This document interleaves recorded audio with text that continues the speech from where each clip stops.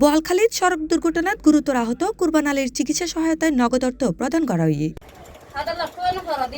আজ এপ্রিল 3 তারিখ শুক্রবার সকালবেলা উপজেলার সরখিজিরপুর 7 নং ওয়ার্ডের আমির বেফারি বাড়ির সালে আহমদর ফোয়া কুরবান আলীর আতত মেজে এলাকাবাসীর ফক্কতুন এই নগদ অর্থ তুলে দেওয়া হয়।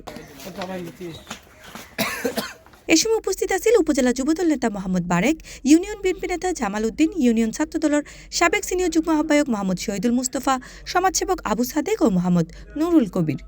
অনেক অসহায় আছে, তার আর্থিক অবস্থা, তার ফ্যামিলি খুব খারাপ, তার চিকিৎসা চালাইতে আসলে তার পরিবার অনেক হিমশিম হার অর্থনৈতিক কারণে। আর একটা মানবিক কাজে শিবি এখন আর যেদুক সার্বিক সহযোগিতা পাইছি এলাকাবাসীর উদ্যোগে ওরে দি অনারার হাতে বিনীতভাবে অনুরোধ জানাই।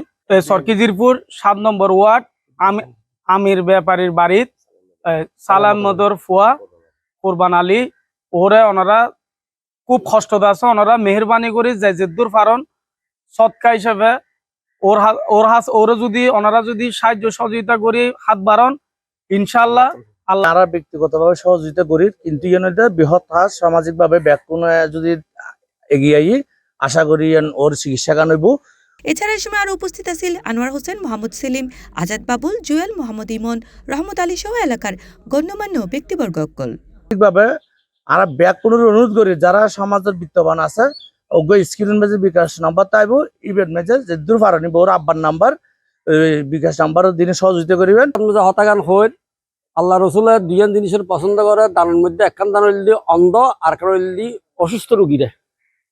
সুতরাং এই অসুস্থ রুগীরে যদি ওনারা যদি একটি যদি সহযোগিতা করে হাত বাইরে হন আল্লাহ থাকবেন।